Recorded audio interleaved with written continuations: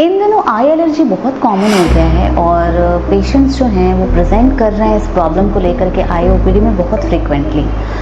Adults भी आते हैं, बच्चे भी आते हैं, बल्कि मैं बताऊं तो बच्चे बहुत कॉमनली प्रेजेंट कर रहे हैं आई एलर्जी को लेकर के, और उनमें जो एलर्जी की सीवियरिटी होती है वो भी कहीं ज़्यादा होती है एडल्ट से, और जो विजुअल इम्प्लीकेशंस होते हैं इन फ्यूचर, जो विजन रिलेटेड प्रॉब्लम्स होती है आई एलर्जी के कारण, वो भी बच्चों में होने के चांसेस बहुत ज़्यादा हैं। तो अगर आपके बच्चे को कोई भी आई एलर्जी के सिम्टम्स आ रहे हैं तो उसको टाइमली आपको डॉक्टर को दिखाना और उसका ट्रीटमेंट सही टाइम पे कराना बहुत ज़रूरी है इन कॉम्प्लिकेशंस को प्रिवेंट करने के। तो ये आई एलर्जी जो है वो किसे होता है और क्यों होता है? आई एलर्जी यूजुअली ऐसे पर्सन को होता है जिसको फैमिली हिस्ट्री एटोपी की या खुद एलर्जिक है, जैसे स्किन में कोई एलर्जी की प्रॉब्लम है, एलर्जिक राइनाइटिस है, मतलब ज़्यादा जल्दी कोल्ड को फेच करते हैं, उन पेशेंट्स में आई एलर्जी कॉमन होती है। जो हमारे एनवायरनमेंट में एलर्जेंस होते हैं कुछ जो कि आई एलर्जी कॉज करते हैं। समर्स और स्प्रिंग में क्या होता है कि जो एलर्जेंस हैं जैसे कि पोलन, उनके काउंट्स बढ़ जाते हैं, जिसके कारण आई एलर्जी इस मौसम में बहुत ज़्यादा कॉमन हो जाती है। अगेन इस मौसम में जो हॉट ड्राई विंडी वेदर है उसके कारण आई में ड्राइनेस होती है, जिसके कारण आई एलर्जी और ज़्यादा एग्रवेट होती है।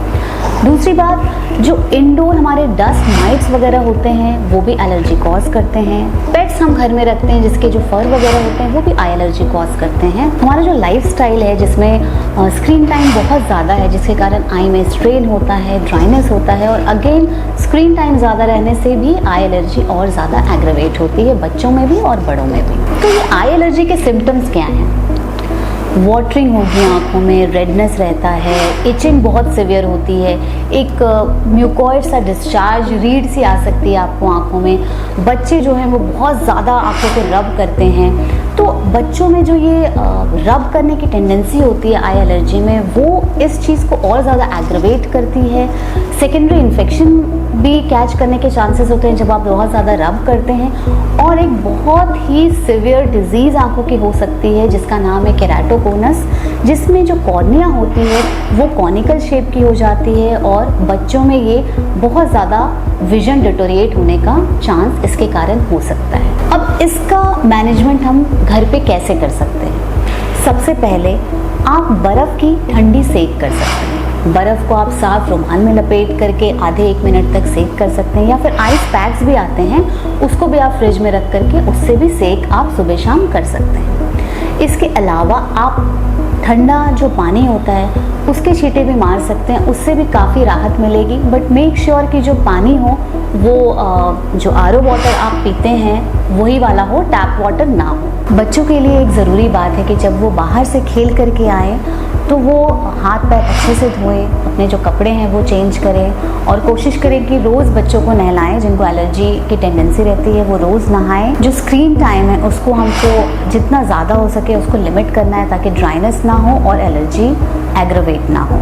आप आँखों में एक नॉर्मल लुब्रिकेटिंग ड्रॉप्स भी डाल सकते हैं जिससे आपको थोड़ी सी ठंडक लगेगी। जो लुब्रिकेटिंग ड्रॉप है उसको आप जो फ्रिज है उसके साइड वाले कंपार्टमेंट में रख सकते हैं, और उसको फिर आप डाल सकते हैं जिससे आँखों में काफ़ी आराम मिलेगा।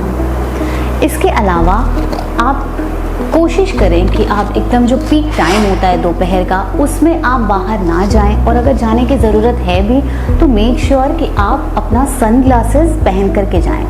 जिन लोगों को आंखों का चश्मा है वो अपना चश्मा पहन के बाहर जाएं ताकि जो एलर्जेंस हैं वो उनकी एंट्री आंखों में रेस्ट्रिक्ट हो सके। एक बहुत ही इम्पॉर्टेंट बात बच्चों के लिए स्पेशली ये है कि आंखों को आपको मसलना बिल्कुल भी नहीं है, रब बिल्कुल नहीं करना है, क्योंकि इसके कारण जैसा कि मैंने बताया कि आंखों में जो कॉर्निया होती है बच्चों की बहुत प्लायबल होती है, सिलेंड्रिकल नंबर चश्मे का आ सकता है, और इन सिवियर केसेस केराटोकोनस नाम की बीमारी भी हो सकती है। तो आपको रब नहीं करना है आंखों को, और जब भी आपको लगे कि आप होम रेमेडीज़ कर रहे हैं उसके बाद भी मैनेज नहीं हो रही एलर्जी, बहुत ज़्यादा इचिंग है, बहुत ज़्यादा रेडनेस है, वाटरिंग है, तो आप अपने जो आई डॉक्टर है उसको आप ज़रूर कंसल्ट करें।